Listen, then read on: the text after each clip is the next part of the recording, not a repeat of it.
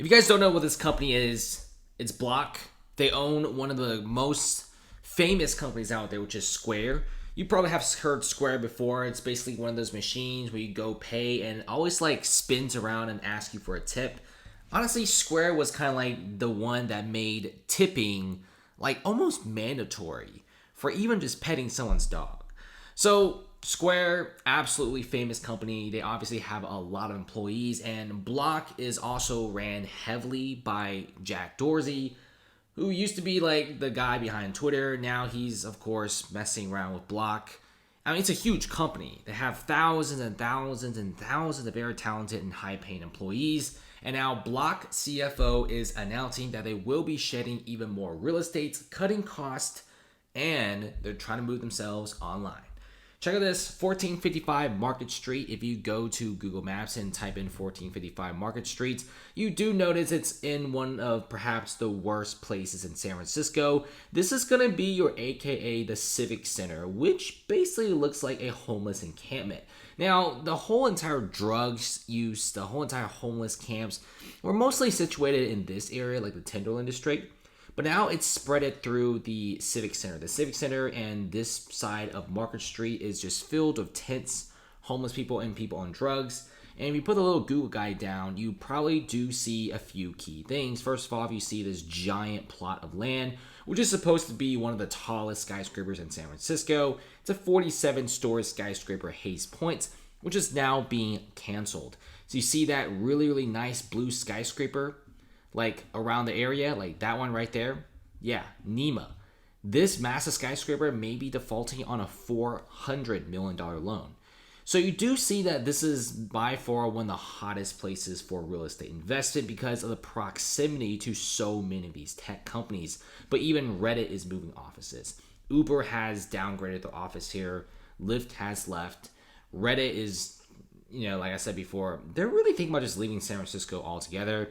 And we have, of course, the troll company X, or aka Twitter, right next door in this area as well. Musk is also, according to rumors and leaks, he's just trolling San Francisco at this point, but he may be leaving very, very soon.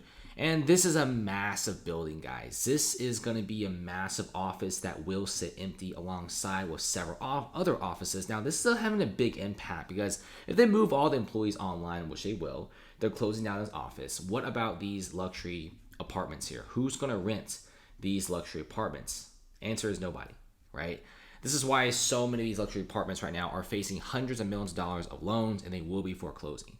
But that's a whole different story, and it's a story I've covered several times on this channel about the downfall of San Francisco real estate, and it's going to only get worse, guys. We're seeing so much of the valuation being knocked off of buildings and also regional bank loans. So Square is just one of many companies that are leaving. And you do see their parent company, Block, is honestly just considering moving everyone online. And it's not a big surprise, right? You do have Charles Schwab also cutting back its office space in 211 Main Street. This is actually in one of the best places of San Francisco. It's smack in the middle of downtown, right next to some of the most luxurious skyscrapers in California. And also you do have it right next to the water. So this is one of the few places, few bastions where there's still a little bit more people and there's still like foot traffic and it's somewhat safe, I guess, in the daytime. Charles Schwab is saying that they're saving like $500 million every single year. Now, $500 million is a lot of money, and even I'm licking my lips right now, and I don't even own Charles Schwab stock. The $500 million is a lot of money, right? They could definitely use this $500 million on other investments. Now, Charles Schwab isn't like a $1 trillion company. I think their market cap is like $100 billion, maybe like slightly less. But yeah, saving that much money per year is a lot for Charles Schwab. And Block is one of the companies that are like, hold on a second. You're saying that if we cut real estate and we cut a few staff in the real estate department, we could save that much money?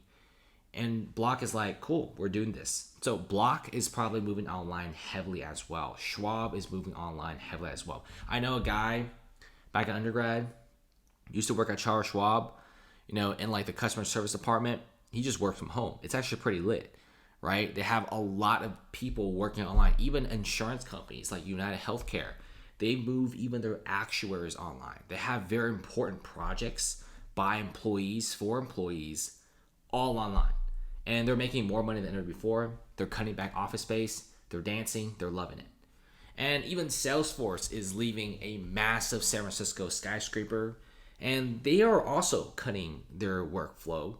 And Salesforce is the biggest employer of San Francisco. And the craziest thing is Salesforce, I don't really think they're a big fan of San Francisco anymore. CEO even threatened to move Dreamforce out of the whole entire city, which is insane because that's the biggest and most anticipated AI event.